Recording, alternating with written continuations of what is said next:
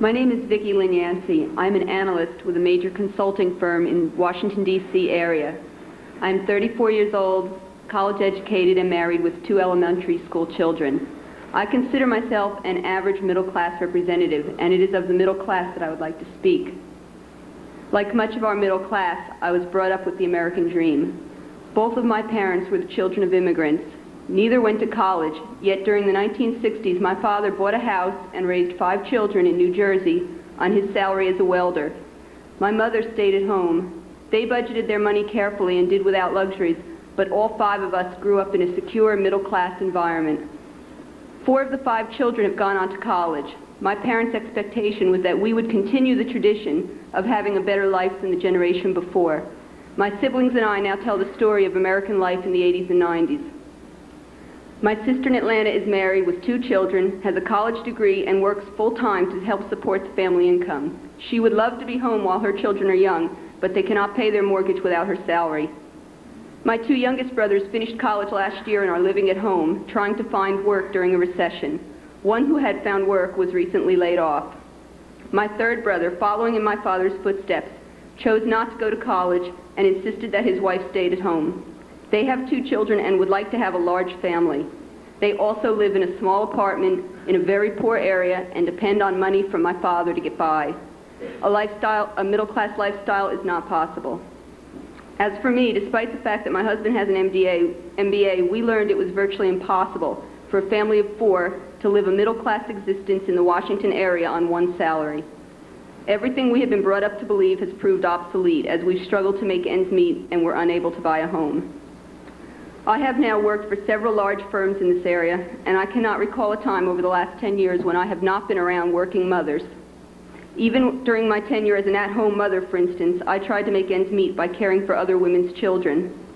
I was also one of many working mothers in the military. I have known many professional women with children over the years, and I have yet to meet one who is completely happy and secure to be in the workplace, who doesn't feel stressed or guilty. And many have said that they would like to be home if they could. I pay the price, and my children pay the price, because we want our children to grow up with the comfort and security of a middle-class upbringing. This is how it is in the real world. It makes me angry when I hear people say that the middle class hasn't changed, who deny the reality that is all around them. While the experts argue over statistics, my high school friend works at ShopRite and laments the time it takes away from her young daughter. This is not the legacy I want to hand down to my children. Indeed, I wonder what life will be like for my children's generation, when the expectation is that they will be unable to attain what their parents had. When 2 paychecks are not enough, then what? A whole generation of men and women who have already been required to grow up in a daycare environment will have even less to give to their own children. My spouse and I would like to be in a position to help our children when they start out on their own, if we can. However, if progressive legislation does not reverse the decline within the middle class, this will become increasingly difficult. At this time, my husband and I have no savings, a home that has decreased in value, and we wonder where we will get the money to send our children to college. Diving deeply into debt in our middle age is a very unappealing possibility. The middle class is burdened not only with soaring college bills, but also with expensive health care and the growing responsibility for aging parents. As a good example, my mother suffered a brain tumor 7 years ago and has been comatose since the operation. The medical bills have been almost beyond comprehension. Half of everything my father has worked for will be turned over to the state for medical bills upon his death. I do not expect him to help me financially. To the contrary, many people of my generation will soon be looking for ways to help their own aging parents as well as their own children. The middle class desperately needs relief. The world has changed a great deal since the 1960s. Our health care policy costs us $2,200 a year, assuming that no one gets sick. Daycare for 2 children costs us the equivalent of a second mortgage, and we do not have the luxury of extended family nearby to help out as our parents did. Senator Benson's tax cut proposals reflect a sound, common-sense approach that I can understand and appreciate. It is an exciting thought that, should these proposals be enacted, perhaps my husband and I could invest in our first IRA. With that investment, we could begin the process of ensuring our future, including our children's education. I ask that the committee not be deterred by criticism that the proposal does not help childless couples. Childless couples are not as financially hard-hit as a group as those who are trying to raise a family. With a family comes not only the increased economic burden, but also the unending trauma of women torn between work and children.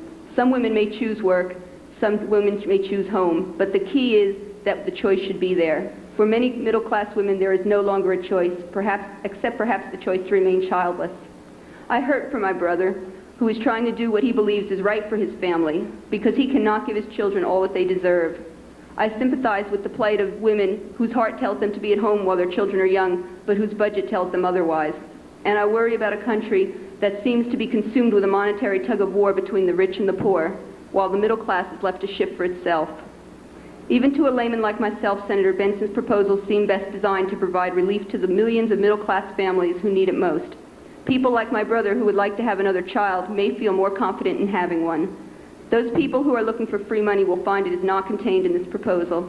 Most importantly, it sends a clear and strong signal to people like myself that the hard-working middle class are no longer being discounted.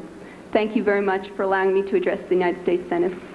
Thank you very much, Ms. Yancey. Real income has declined over the past 20 years for middle-class families.